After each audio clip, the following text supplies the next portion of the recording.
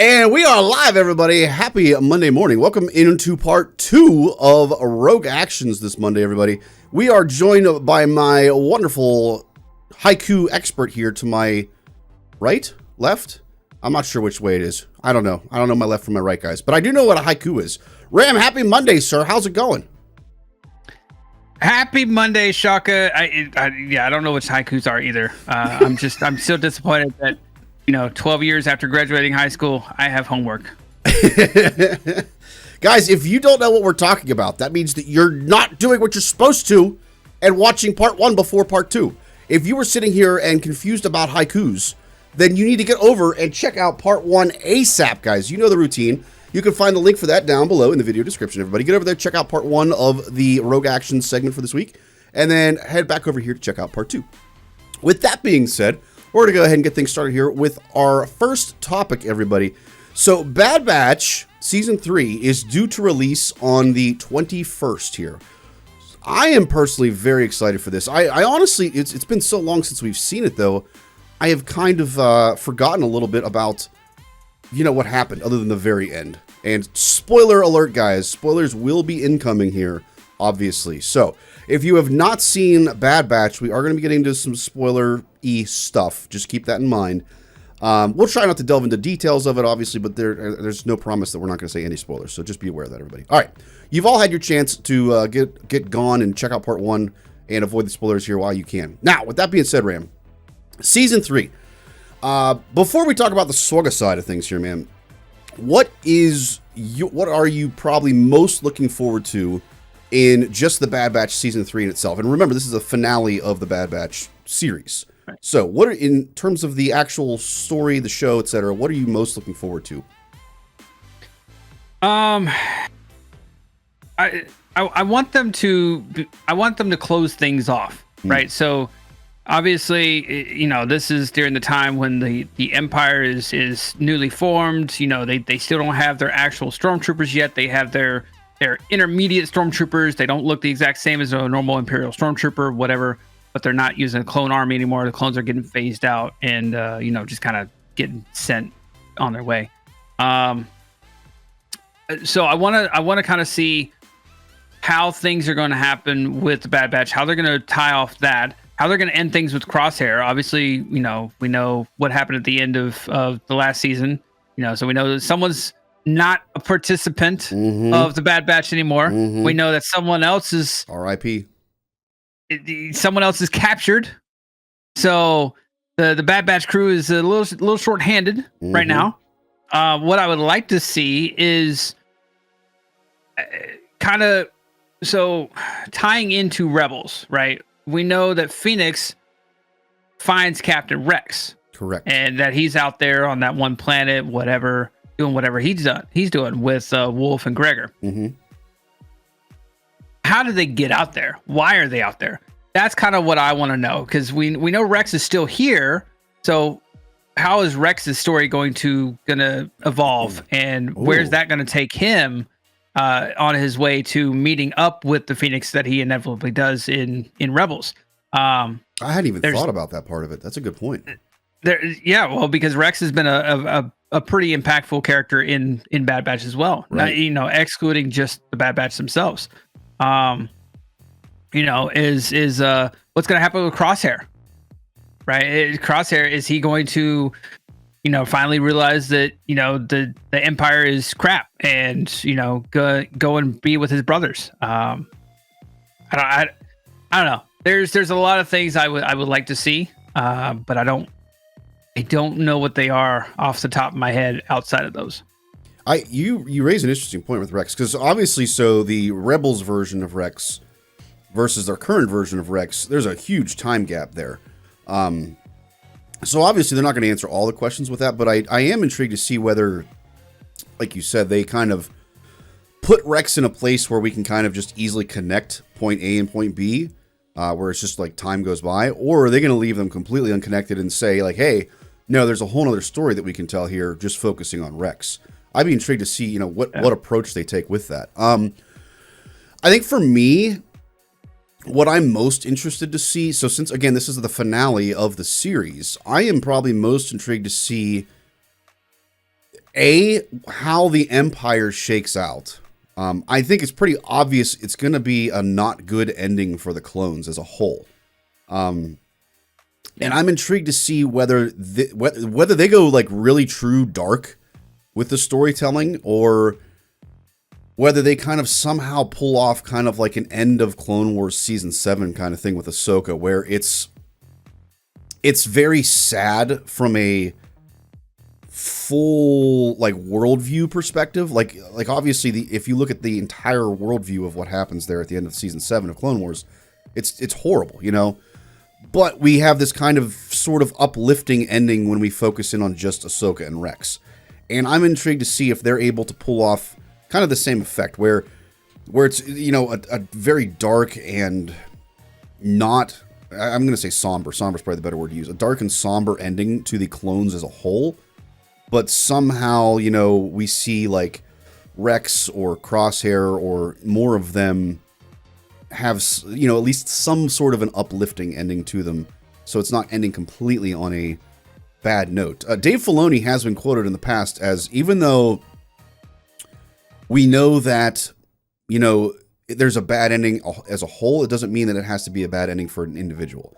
He's on record as saying that kind of a thing. So I'm intrigued to see if he tries to pull the same thing again here with the Bad Batch and how he goes about that. I'm really intrigued to see what he does, or if he just goes full dark. I mean, I didn't expect, you know, R.I.P. to I'm going to say R.I.P. for now to happen. Like, I was totally caught off guard by that. So, I mean, maybe he does take more of a full, dark, somber approach where, no, they all get wrecked. You know, like, because we know that they have to pretty much as a whole, the clones have to be. So, I don't know. That'd be kind of crazy to have a kid's show go that dark, but it's been known to happen. Let us know in comments, guys. What are you looking forward to the most in Season 3 of The Bad Batch?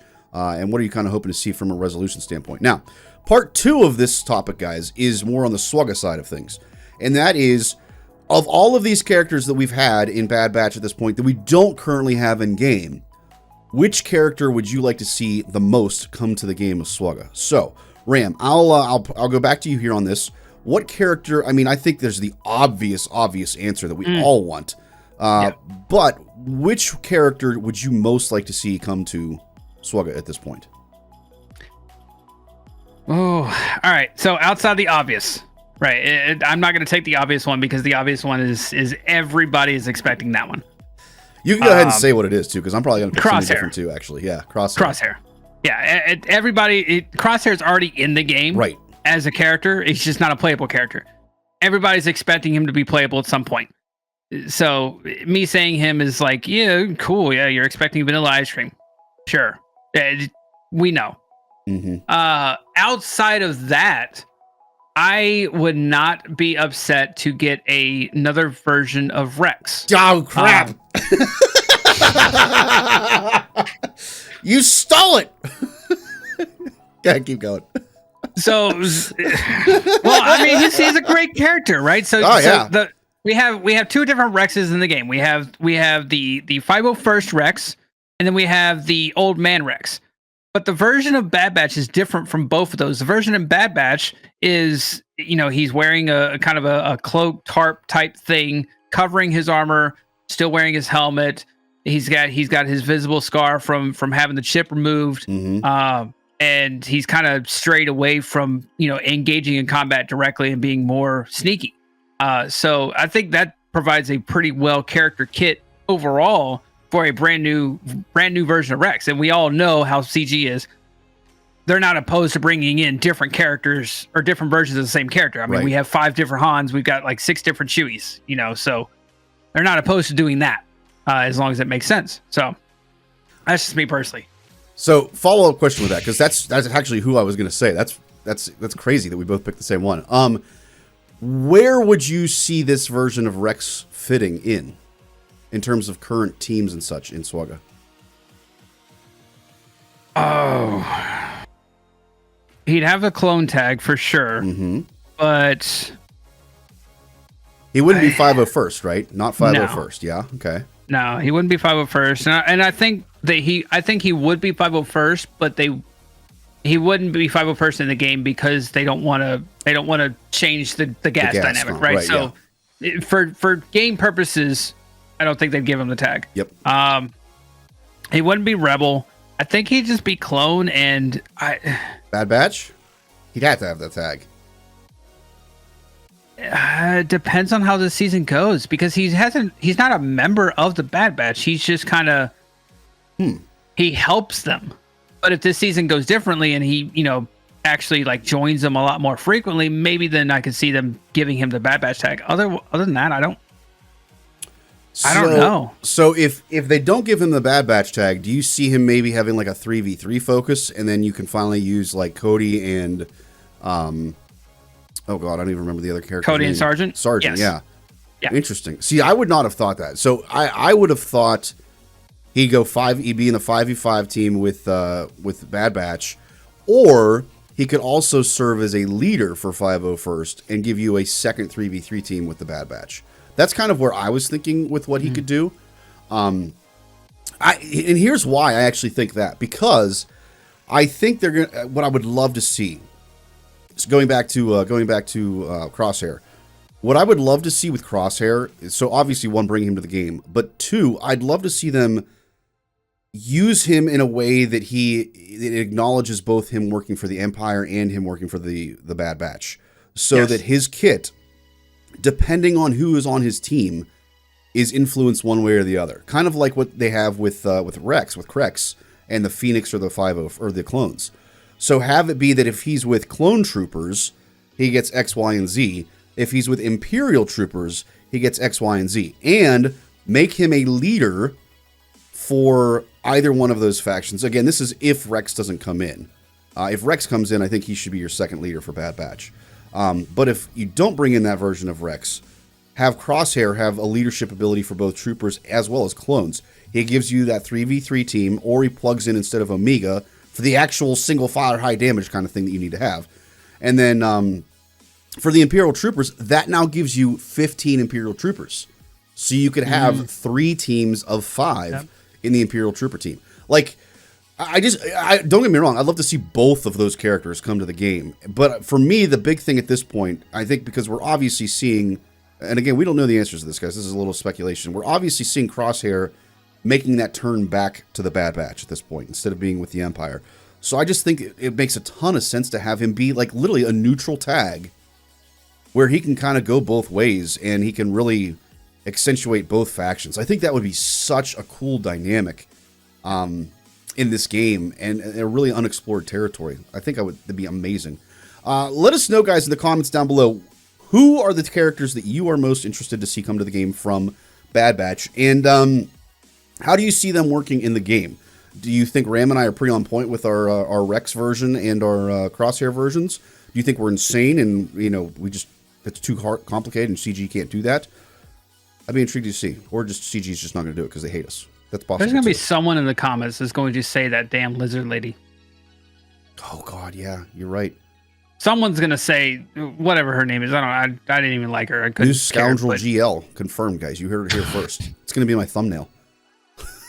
Is Scoundrel Lady GL coming to the game? I have to do that now just because that better be your thumbnail. I have to do it. I have to do it now. Yeah. All right. Moving on to the next topic, everybody.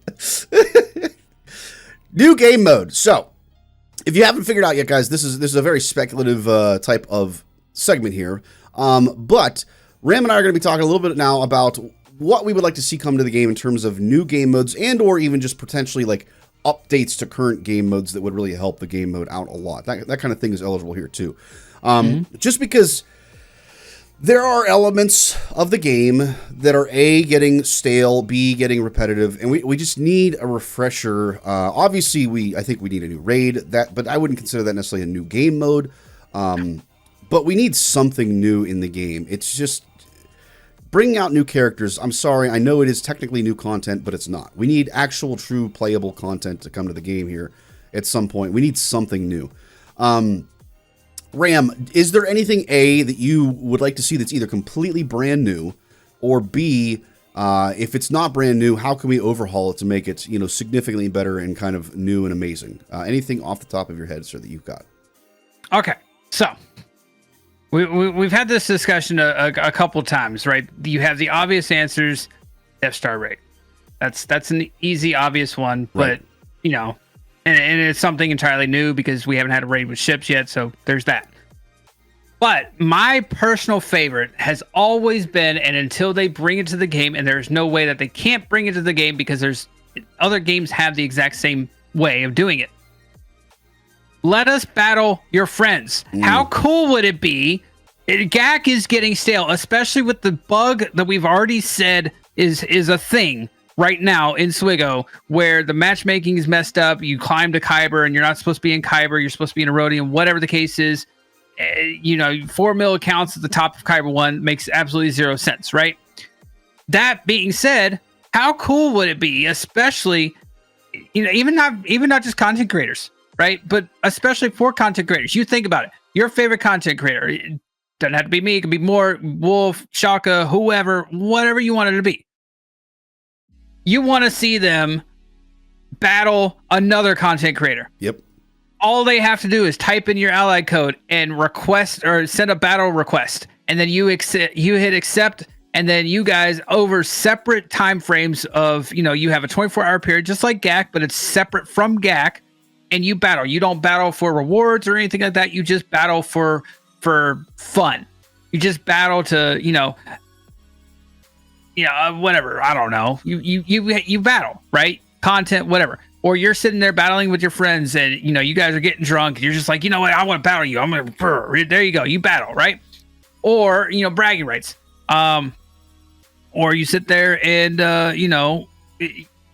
get inner guilds. Inner guilds can use that as testing, right? You can sit there and, okay, this new character just came out. We all have this TW character, and and give it the playability inside of it to mess around with stat changes. You want stat changes to reflect all Relic 9s. You want Omicron's active for GAC, Omicron's active for TW, whatever the case is. And then you guys can sit there and this new character just came out. We want to test this character doing this against this team or whatever the case is. It is the ultimate sandbox mode. And I don't understand why we don't have that yet. So I think our ideas are going to be very similar because I think a sandbox idea is absolutely the thing that makes the most sense here. I know what their response is going to be. It's going to be A, how do we monetize it? B, nobody will engage in it without incentives. That's always been their number one thing. People won't engage without incentives. But I think an easy solution to that is make it so that you're wagering something. We do predictions here on Twitch for outcomes of GACs, for instance. Why not just do like a friendly little? It can be super cheap. Take your what are those gray point things? Ally points. Just take ally points and make it so when you do one of these battles, you wager 10,000 ally points. Okay, and then the person that wins takes the pot. 20,000 ally points. Okay, so it's a way to make ally points. There is some incentive. There is some reward to it.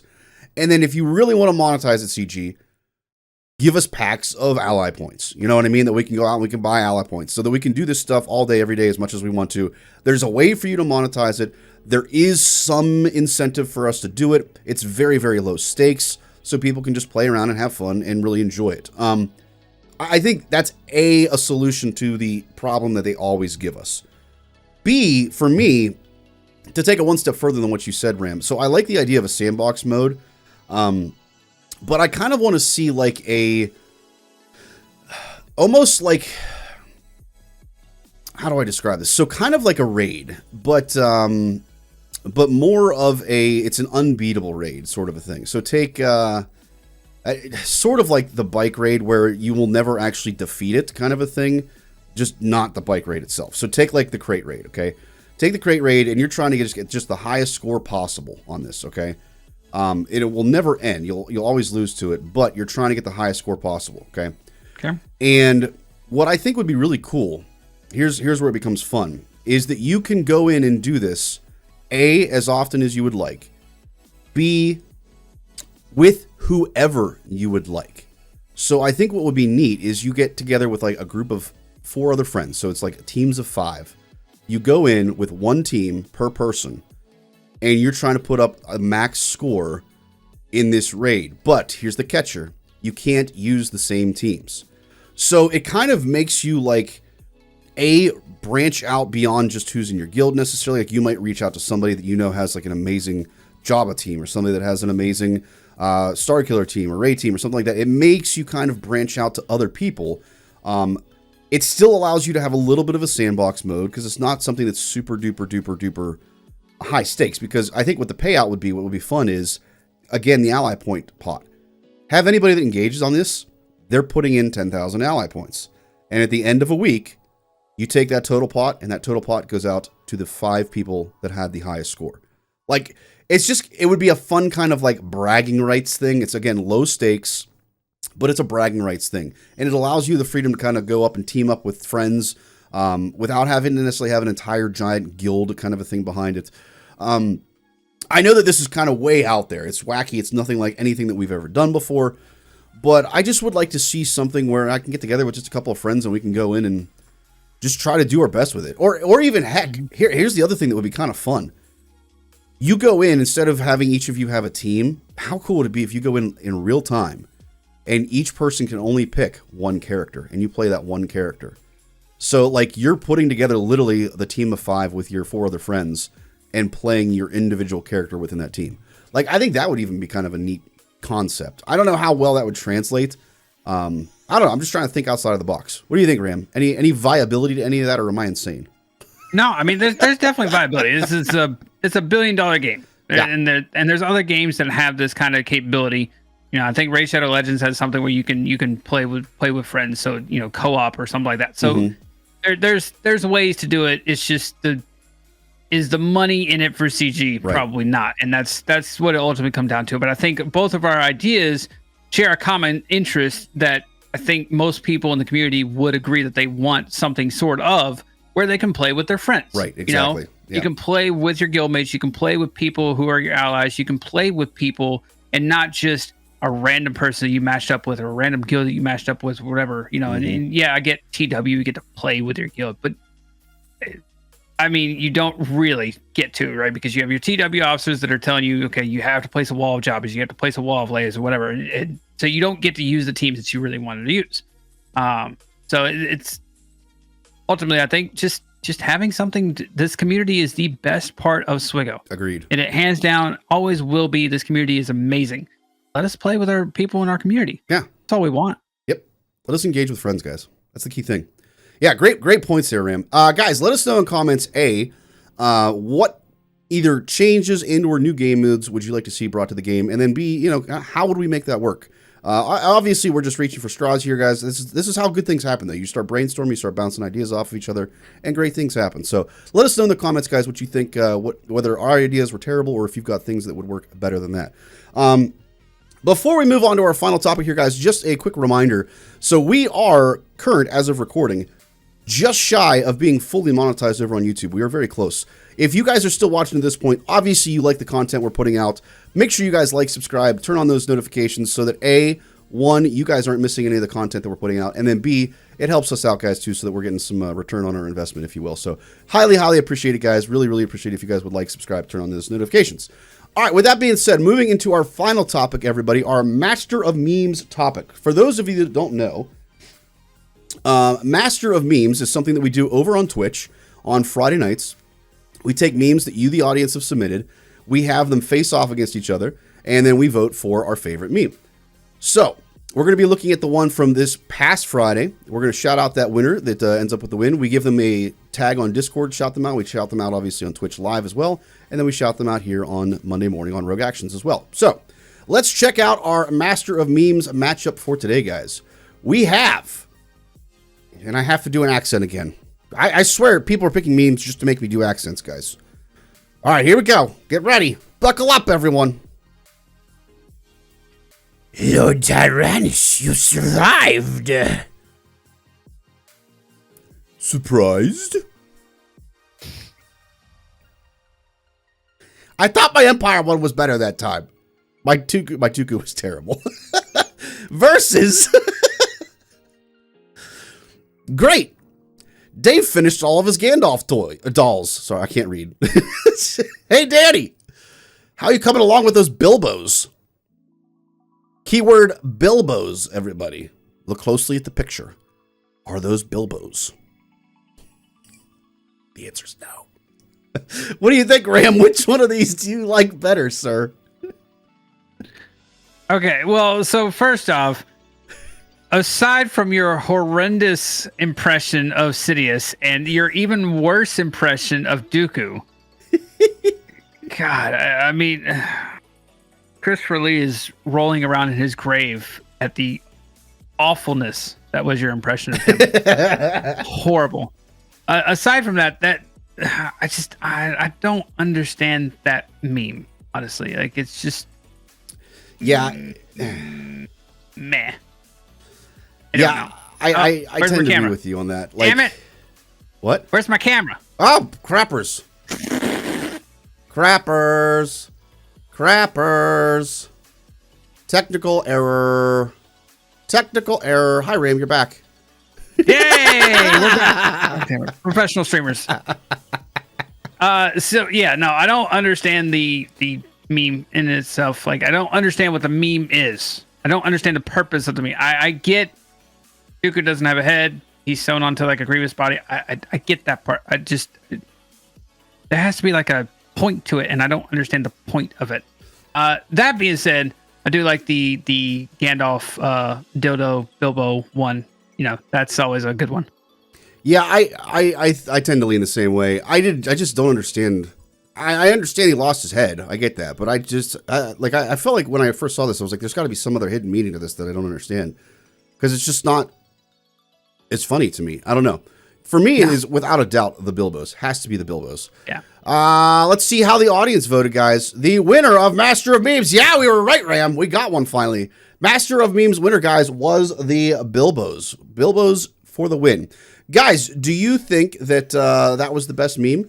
Do you think that these memes are terrible? If you think they are terrible memes, you know what you guys should do? You should absolutely get over to Discord and join our Discord. You can find the information for that down below in the video description and all that jazz. And you guys should submit the meme that you think is far better and would win a Master of Memes competition. You guys can do that over in the Master of Memes channel, guys. Pretty straightforward over on Discord. As I said, guys, when you get the win, we shout you out live on Twitch. We shout you out in Discord the next day. And then, of course, we will shout you out here as well on the Rogue Actions segment. The winner for this week, the Bilbo one, by the way, guys, was none other than Jammy herself. Jam, congratulations on the win, Jam. Well done, Jam. She's got some high-quality ones, especially when it comes to naughty things, we'll say. Good job, Jam. All right, guys, that's going to wrap us up for today. Hopefully you guys enjoyed today's video. Like I said, if you did, make sure you guys like, subscribe, turn on notifications. If you haven't checked out part 1 of Ram's video, make sure you guys get over there and do that ASAP. Any final words, Ram, before we call it a day? Yeah, you forgot a third option, right? So you said the first option was, you know, did you like the memes? You said the second one was, are the memes just terrible? You forgot the third option. Third option was, do you like Shaka's impressions? Nobody likes those. There's not even an option. The limit does not exist. That doesn't make any sense, but I like that quote. Guys, last but not least, if you like today's video, make sure you guys continue your journey down that Swugger rabbit hole and check out the next video. See you, everybody.